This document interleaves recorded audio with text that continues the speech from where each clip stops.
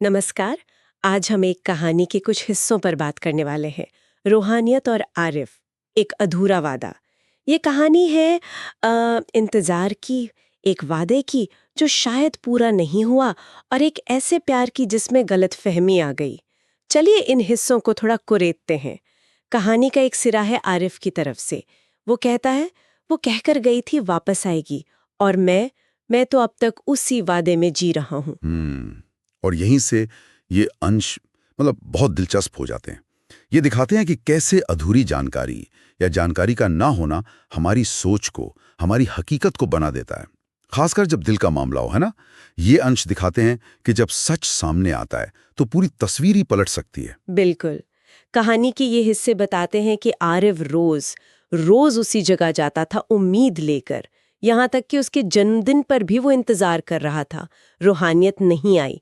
एक जगह लिखा है, मैं वहां गया था उस दिन जहां उसने मिलने का वादा किया था, पर उसने वादा निभाया ही नहीं। सोचिए जरा। और फिर 6 महीने बीत जाते हैं। हाँ, 6 महीने कोई खबर नहीं, कुछ भी नहीं। 6 महीने ये बहुत लंबा वक्त होता है इंतजार के लिए। लिखा है ना, 6 महीने से उसका एक भी मैसेज नहीं आरिफ के लिए। ये तो यही लगा होगा कि लगता है जैसे उसने मुझे भूल ही गया हो। बिल्कुल। और इस दौरान जो दर्द और उलझन आरिफ महसूस कर रहा होगा। हाँ, वो समझा जा सकता है। उसके मन में ये बात बैठ गई कि रूहानियत ने उसे धोखा दिया है। वो अपनी डायरी में लिखता भी है, ये अंश बताते हैं, आंसू तो कब के रुक गए, पर दिल के सवाल वो हर दिन जागते हैं। यही होता है जब हमें पूरी बात पता नहीं होती। हाँ। हम खुद ही नतीजे निकाल लेते हैं, अक्सर सबसे बुरे वाले। और फिर वो कोशिश करता है फोन करने की, पर हाँ, ये भी एक हिस्सा है कहानी का। फोन कोई और उठाता है। हाँ। वो कहता है, ये नंबर तो 6 महीने से मेरे पास है। मतलब वो रास्ता भी बंद, और उसके पास रूहानियत का पता भी नहीं था। तो एक तरह से सारे दरवाजे बंद। हाँ। सिर्फ यादें रह गईं और वो अधूरा वादा। हाँ, लेकिन फिर कहानी में एक मोड़ आता है। हाँ, एक उम्मीद की किरण शायद। हाँ, कह सकते हैं।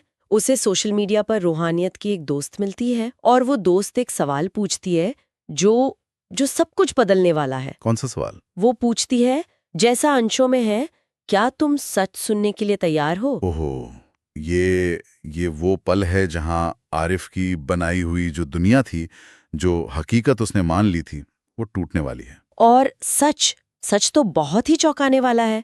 दोस्त बताती है, वो तुझे सरप्राइज देने आ रही थी, उसकी फ्लाइट क्रैश हो गई। ओहो, फ्लाइट क्रैश मतलब? हाँ, जिसे आरिफ बेवफाई समझ रहा था, वो असल में एक भयानक हादसा था। रूहानियत तो अपना वादा निभाने के लिए अहमदाबाद आ ही रही थी। और आरिफ सोच रहा था, उसके अपने शब्द ना, मैं बेवफाई समझता रहा, और वो तो जिंदा भी नहीं थी। क्या बीती होगी उस पर, ये जानकर? सोचकर ही रूह कांप जाती है। ये जानना कि रूहानियत ने वादा तो निभाया था, जैसा कहा है, उसने वादा निभाया, सिर्फ मौत ने उसे छोड़ा नहीं। ये सिर्फ दुख नहीं है, ये एक गहरा अपराध बोध भी लाता होगा कि मैंने क्या सोच लिया उसके बारे में। बिल्कुल। और शायद कहानी के इन अंशों का यही सार है कि कुछ लोग बेवफा नहीं होते, बस वक्त उन्हें हमसे छीन लेता है। सही कहा। ये बेवफाई का जो इल्जाम था वो एक पल में बेमानी हो गया। आरिफ टूट जाता है, जाहिर है, लेकिन कहानी के जो आखिरी अंश हैं वो दिखाते हैं कि वो इस सच को स्वीकार करता है। वो रूहानियत की यादों को, उस अधूरे वादे को अपनी जिंदगी का हिस्सा बना लेता है, और एक नया वादा करता है, खुद से, शायद रूहानियत से भी। क्या वादा? वो लिखता है, मैं हमारा ही रहूंगा रूहानियत, अपनी आखिरी सांस तक, तुम्हारा प्यार आरिफ। तो ये अंत नहीं, बल्कि प्यार को एक अलग तरह से जीने की शुरुआत है शायद। हाँ, शायद।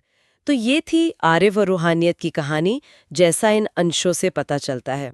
इंतजार से शुरू हुई, गलतफहमी से गुजरी, और एक दुखद सच पर आकर एक तरह से ठहर गई, लेकिन प्यार की याद बाकी रहेगी। हाँ, प्यार की याद। और ये अंश हमें सोचने पे मजबूर करते हैं ना, कि हम कितनी बार अपनी जिंदगी में शायद रोज ही अधूरी जानकारी पर नतीजे निकाल लेते हैं। कौन सी ऐसी बात है, कौन सा ऐसा सच है जो अगर हमें